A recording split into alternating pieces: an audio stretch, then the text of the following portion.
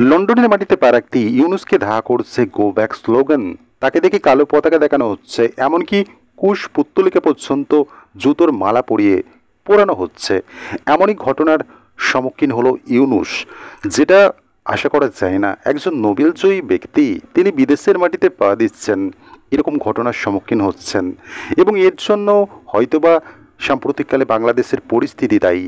যে বাংলাদেশের শাসনভার হাতে নিয়েছে এই ইউনুস, এবং তার আমলেই মৌলবাদীদের বাড়বাড়ন্ত, একাধিক সেখানে সংখ্যালঘুদের আক্রান্ত হওয়া, চিন্ময় প্রভুর গ্রেপ্তারি হওয়া, সেটা নিয়েই কিন্তু ইউনুসকে কাঠগড়ায় উঠতে হয়েছে।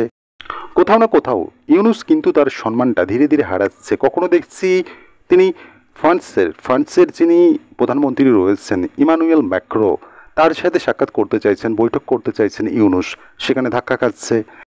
ফ্রান্সের প্রেসিডেন্ট ইমানুয়েল ম্যাক্রো কিন্তু স্পষ্টত অস্বীকার করে দেয় এই বিষয়টাই, যে ইউনুসের সাথে তিনি বৈঠক করতে পারবেন না।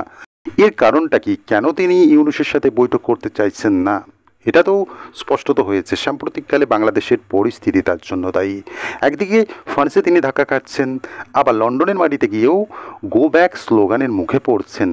কার্যত ইংল্যান্ডের যিনি প্রধানমন্ত্রী রয়েছেন, তিনিও কিন্তু ইউনুসের সাথে বৈঠক বাতিল করে দিচ্ছেন, তার সাথে বৈঠক করছেন না। এবং সবথেকে বড় বিষয় হলো, একজন নোবেলজয়ী ব্যক্তি, তিনি বিদেশের মাটিতে পা দিচ্ছে, ইংল্যান্ডে যাচ্ছে, তো স্বাভাবিকভাবেই সরকারের তরফেও কিন্তু তাকে রিসিভ করা হয় এয়ারপোর্টে গিয়ে, কিন্তু সেই সমস্ত কিছুই দেখা গেল না। কার্যত ইউনুস আসছে, সরকারের পক্ষ থেকে কোনো পদক্ষেপই নেই। তাকে যে সম্বোধন জানাবে নোবেলজয়ী ব্যক্তিকে, সেই জিনিসটা কোথাও না কোথাও দেখা গেল না। কার্যত ইউনুসের বর্তমান অবস্থান এবং তার যে বিদেশে একটু একটু করে সম্মান ক্ষুণ্ণ হচ্ছে, সেটা কার্যত এই যে সাম্প্রতিককালে লন্ডন সফরে তার যাওয়া, সেটাই প্রমাণ দিচ্ছে।